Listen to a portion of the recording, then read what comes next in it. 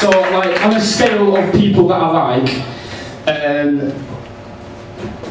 Rihanna's up there, but tramps are up there as well.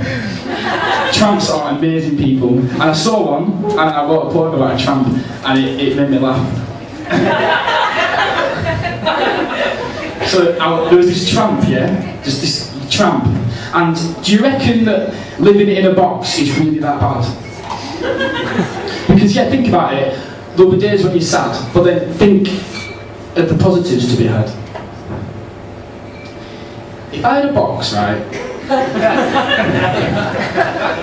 and I'll tell you this for free, it'd be the prettiest box you ever did see. Because, put it this way, anyone with half an imagination can find some kind of quaint decoration for a cardboard box. All you need is half an imagination and that's your lot. I mean, Jesus Christ. All it is 4 walls and a couple of corners. For fuck's sake, even a tramp can get that in some kind of homely order. Chuck a bit of muck about, tie a shoelace across. Lawrence Llewellyn-Bowen's a twat and I'm boss. Another advantage, right? It's portable. So you can fly it about with your Concordable. I like Burger King. So one day, I'll live there. And I quite like libraries. So on Tuesday afternoons, I'll live there. Fridays, I'll make the bus station my lair. And I'm sure no one would care because, as I've mentioned, my cardboard box would pass any Kim and Aggie inspection. So listen, Mr. Tramp. Just shut up and listen. Engage with your surroundings, Sonny Jim. Because, yeah, look at him. He's in a suit all trim, but he probably lives in a flat, a penthouse flat, looking over the river. And that's bad, mate, that's bad. Because he can see the river, but you've got a bad liver. And you've got bad knees. And a bad kidney. But sometimes, I think, compared to some people, I'd take your box in your life if you were to give it me.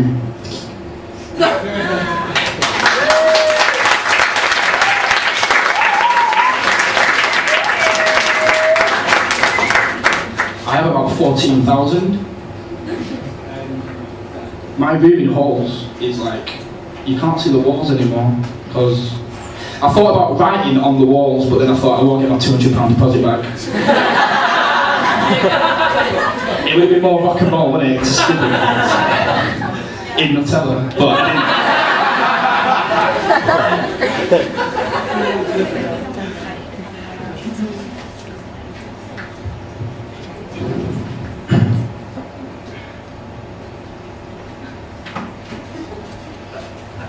We stood face to face. In a perfect example of a sticky case of awkward tension.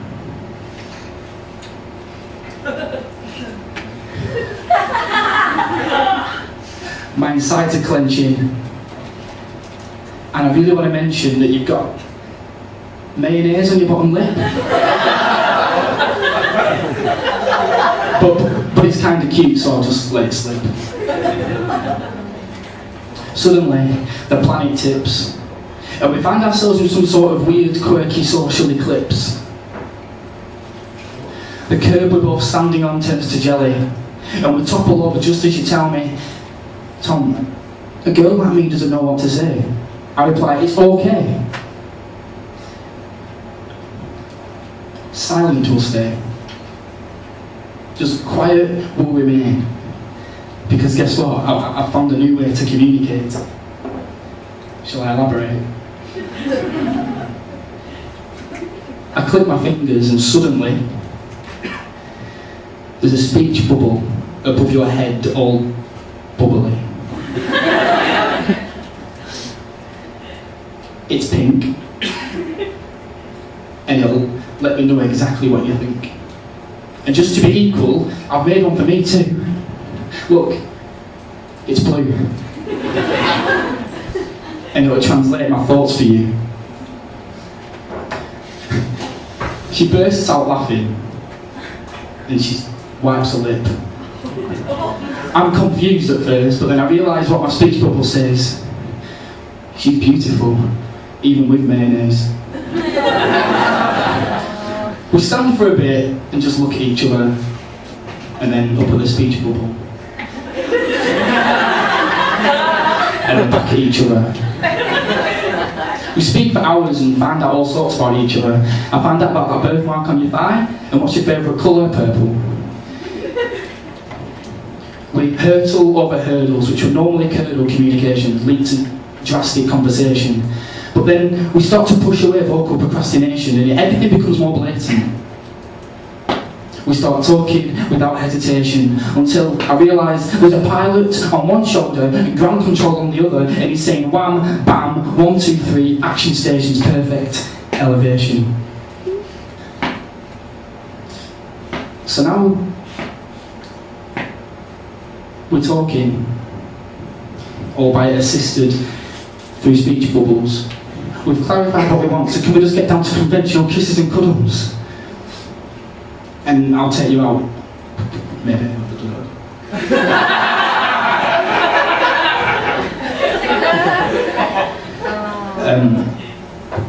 take you out. Nando's. I'll take you out. What do you say? Yeah? Does that sound okay? Something to eat, okay. But watch what you do with that mayonnaise.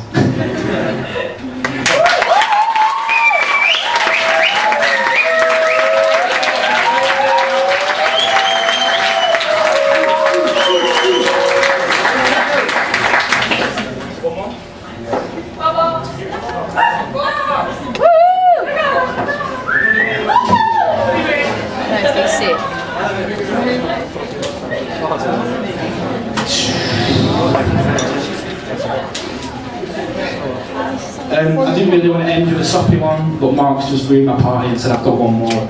So, 2? Good lad, 2.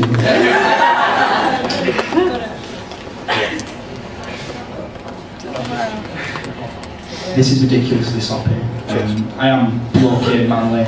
I drink pints and everything, fucking hell.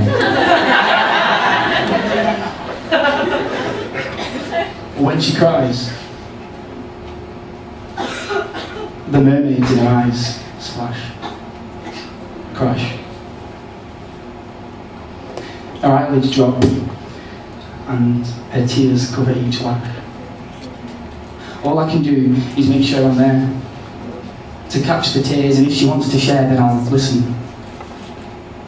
Focusing on those eyelashes which glisten, catching the light as we catch her tears, caressing her through fears and echoing her laughter. We'll use no words if we have to. We'll take our time to do the little things, and I bet you, little lady, that eventually we'll calm down those mermaids until they're shining sensually, all dazzling in your eyes, only rippling momentarily. If only I was hardcore. If only I was as rough as fuck, rock solid and raw. If only I had unprotected sex without asking the lass if she's on the pill yet. Fuck it. I mean, I'd still use a condom anyway, you can never be too safe.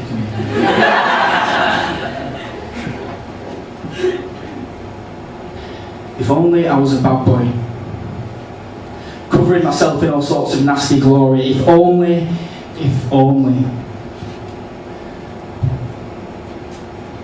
But I'm not like that though. My favourite film's Toy Story. Thank you.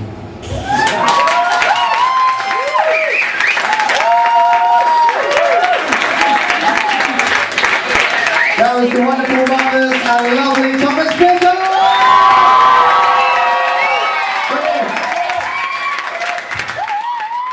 Love to have you.